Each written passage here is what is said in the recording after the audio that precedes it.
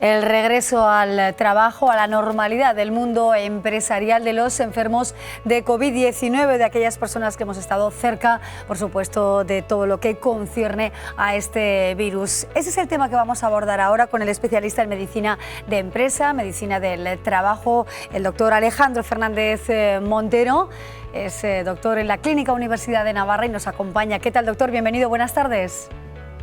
Hola, buenas tardes. Encantado de estar aquí con vosotros. Muchísimas gracias. Enhorabuena también por esos artículos que ha publicado usted junto con la Universidad de Texas, también de Monte Sinaí, de Inglaterra. Bueno, en definitiva, un estudio importante publicado en una revista muy relevante inglesa en la que se nos dan algunas pautas para volver con normalidad al trabajo. ¿Qué sería lo más importante en este sentido? Doctora, a usted ya le vemos con mascarilla y no es casualidad, ¿verdad?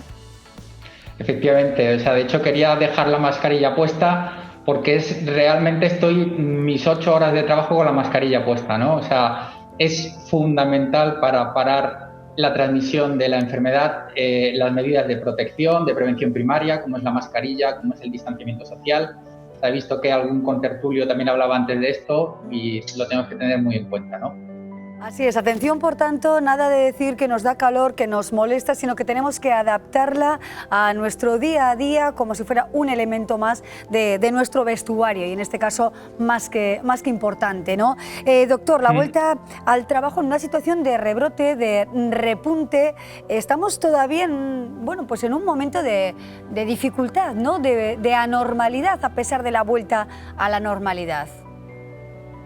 Yo creo que ha habido mucho sufrimiento en la salud, ha habido mucho sufrimiento de personas, ha habido muchos fallecidos y está habiendo también mucho sufrimiento económico, ¿no? Entonces, todas las medidas que pongamos para prevenir otra vez esta situación que hemos estado, creo que serán en magnitud menor de lo que hemos pasado, ¿no?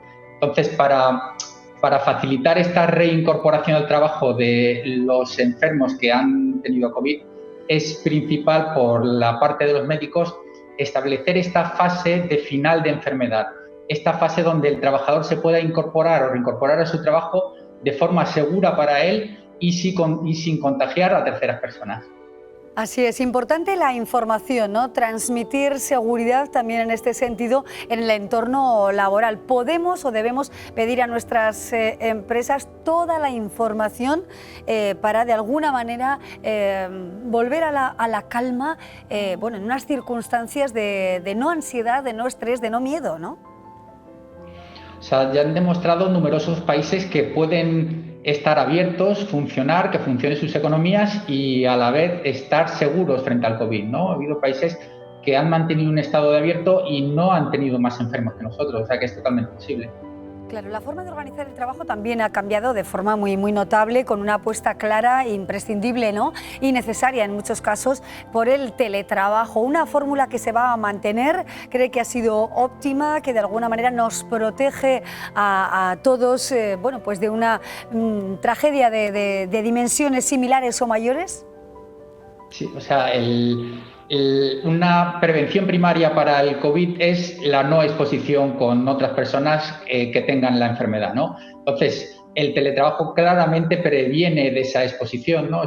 Trabajos que se puedan realizar desde casa y no sean de atención al público, pues ha sido una buena forma de mantener la actividad empresarial y disminuir el riesgo de transmisión de la enfermedad. ¿Le encuentra quizá algún pero, alguna pega, como se suele decir coloquialmente, a esta fórmula de trabajo en remoto? Bueno, ya la experiencia de mis trabajadores, mis pacientes que están viniendo y han teletrabajado, pues me dicen que efectivamente, tenían que seguir manteniendo su trabajo, su actividad laboral y manteniéndose también a cargo de sus hijos en casa, ¿no? Que todo a priori podías pensar que es mucho más cómodo teletrabajar, pero también supone un esfuerzo del trabajador para poder realizar las dos cosas a la vez.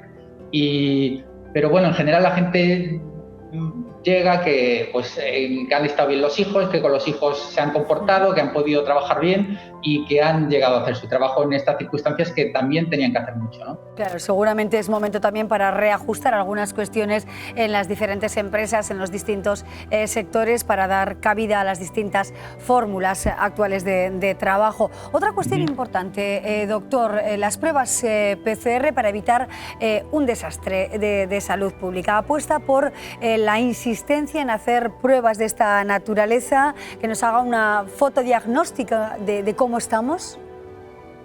O sea, ya en el final del mes de abril ya había estudios en donde decían que los países que mayor cantidad de PCRs habían hecho en su población eran los países que menos enfermos por millón de habitantes tenían, ¿no? O sea, el diagnóstico temprano de pruebas PCRs es fundamental para frenar la transmisión. O sea, hoy no tendríamos perdón si tenemos casos sospechosos de COVID, que únicamente con esas sospechas los aislemos en casa sin hacer un diagnóstico de certeza. Porque ese diagnóstico de certeza no solo nos va a permitir conocer con más claridad la enfermedad o diagnosticar con mayor claridad la enfermedad, sino también lo que es fundamental, la búsqueda de contactos estrechos. Y para hacer esta búsqueda es fundamental no solo encontrarlos a todos, sino encontrarlos en un tiempo muy corto, para que la enfermedad no se transmita. Entonces, esa PCR temprana es fundamental para frenar esa transmisión. Claro, la rapidez, ¿no? Algo, desde luego, hemos aprendido de la importancia de este mecanismo. Además, es que no podemos decir, ¿no?, que la COVID bueno, pues vaya a desaparecer con seguridad de nuestro medio. ¿Podría aparecer, por ejemplo, como una epidemia estacional, doctor? O sea, yo creo que no podría decir cómo aparecer, pero la experiencia nos dice que tenemos que estar preparados para cualquier escenario. Para escenarios de pequeños rebrotes, como los que estamos viviendo, actuar pronto y frenarlos. Para un escenario de enfermedad estacional, algo parecido a la gripe, que en los meses de otoño e invierno vuelva a aparecer con fuerza y estar preparados para frenarla. O incluso para un escenario en donde veamos poco a poco que van desapareciendo los casos y al final ojalá desaparezca la enfermedad, ¿no?, antes incluso de llegar la vacuna. Así es, precisamente ahí quería llegar, porque efectivamente todavía los plazos no son seguros, poco sabemos con absoluta certeza de momento de cuándo tendremos la vacuna a disposición de todos, ¿no?, sin discriminación alguna. O sea, hay datos que nos van llegando, ¿no?, de la OMS de cuándo pueden llegar esas posibles vacunas. Normalmente la experiencia que tenemos con otras enfermedades es que luego se retrasa según los primeros datos que nos van dando. Entonces hay que estar preparados para saber convivir con el COVID sin que nos afecte de una manera tan fulminante como nos pasó en marzo, ¿no? Así es, pues preparados, por tanto, ¿no?, para que de alguna manera el impacto no sea a todos los niveles tan brutal como este que hemos vivido desde el 13-14 de marzo hasta la actualidad, esos casi 100 días, ¿no?, de estado de alarma. Profesor, muchísimas gracias por acompañarnos, atendemos muy bien a sus indicaciones, el uso imprescindible de mascarillas, la distancia y el no relajarnos, porque no estamos seguros todavía, ¿no?, ni seguras. Gracias, profesor Fernández, y hasta pronto. Muchísimas gracias por su trabajo. Muchísimas gracias a vosotros por la invitación.